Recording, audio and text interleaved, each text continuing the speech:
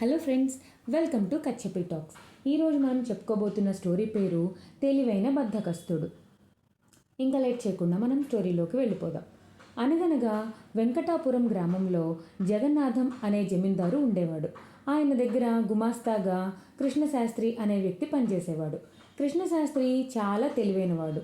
అప్పుడప్పుడు జగన్నాథం కృష్ణశాస్త్రిల మధ్య అనేక విషయాల మీద చర్చలు జరుగుతూ ఉండేవి. కావాలనే జమీందారు కృష్ణశాస్త్రితో వాదించి మరీ కొత్త కొత్త విషయాలు తెలుసుకునేవాడు. ఒకరోజు ఏదైనా పని తొందరగా అవ్వాలంటే ఎవరికి అప్పగించాలో చెప్పండి కృష్ణశాస్త్రి అన్నాడు జగన్నాథం. అయ్యా, తెలివైన బద్ధకస్తుడికి పని అప్పగించి నిర్ణీత సమయంలో పూర్తి చేయాలని చెబితే ఆ పనిని అతను సులువుగా పూర్తి చేస్తాడు అన్నాడు కృష్ణశాస్త్రి. భలేవాడివయ్యా, బద్ధకస్తుడు అంటూనే సులువుగా పని పూర్తి చేస్తాడని అంటున్నావు. నిరూపించకపోతే నీ ఉద్యోగం పోతుంది, జాగ్రత్త అన్నాడు జగన్నాథం. నాకు కొంత సమయం ఇవ్వండి, తప్పక నిరూపిస్తా అన్నాడు శాస్త్రి. సాయంత్రం వేళ జమీందారు ఇంటి వెనక ఉన్న పూల తోటలోకి వెళ్ళాడు. అక్కడ ముగ్గురు పనివాళ్ళు కుండలతో మొక్కలకి నీళ్లు పోస్తున్నారు.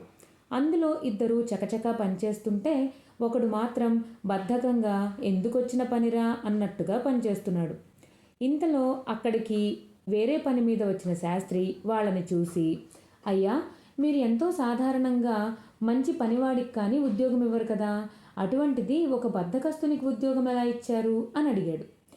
వాడు నా స్నేహితుడు పంపించినవాడు. వాడి పేరు వినాయకం. చాలా తెలివైనవాడు అని చెప్తే వాడిని పనిలోకి తీసుకున్నా. కానీ తర్వాత తెలిసింది వాడు ఒట్టి బద్ధకస్తుడని అన్నాడు జమీందార్. తనకు కావలసిన వాడు వీడే అనుకున్నాడు శాస్త్రి. మరుసటి రోజు ఉదయం జగన్నాథంతో మిగిలిన ఇద్దరు పని వాళ్ళని వేరే పని మీద పక్క ఊరుకు పంపేలా చేశాడు. వినాయకాన్ని మాత్రం, నువ్వు ఏం చేస్తావో తెలియదు, సాయంత్రానికల్లా మొక్కలకి 2 సార్లు నీళ్లు పోయాలి, లేదా నీ ఉద్యోగం మానేసి వెళ్ళిపోవచ్చు. ఇది జమీందారు గారి ఆజ్ఞ అని అన్నాడు శాస్త్రి. అయ్య బాబోయ్, ఈ మొక్కలన్నీ ముగ్గురం ఉంటేనే తడపలేకపోతున్నాం, నేనొక్కడిని ఎలా చేయాలి అన్నాడు వినాయకం. ఏం చేస్తావో నీ ఇష్టం, పని పూర్తవ్వాలి అన్నాడు జమీందారు కృష్ణశాస్త్రి. వీళ్ళిద్దరూ వినాయకంని దూరం నుండి గమనిస్తూనే ఉన్నారు. బద్ధకస్తుడైన వినాయకం కూర్చుని ఆలోచించాడు. కుండలతో తాను ఒక్కడూ నీరు పోయటం చాలా కష్టం. నీరే వాటి దగ్గరకు వెళ్ళేలా చేస్తే బాగుంటుందనే ఆలోచన వచ్చింది. వెంటనే పలుగు పారా తీసుకుని చిన్న కాలవ తవ్వాడు. మొక్క నుండి మొక్కకు పాయలు చేశాడు.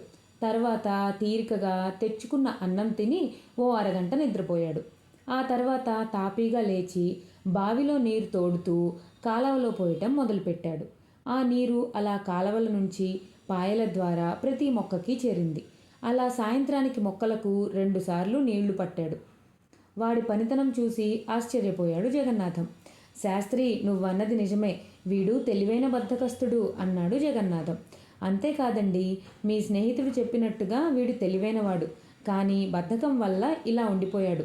వీడు బుర్ర పెడితే ఏ పనైనా చేసేయగలడు అనిపిస్తోంది అన్నాడు కృష్ణశాస్త్రి. ఇద్దరు ఒకళ్ళని చూసి ఒకళ్ళు నవ్వుకున్నారు. ఇదండి ఈరోజు స్టోరీ. మీ అందరికీ నచ్చితే కనుక ఖచ్చితంగా ఛానల్ని సబ్స్క్రైబ్ చేసుకోండి. Thank you for watching.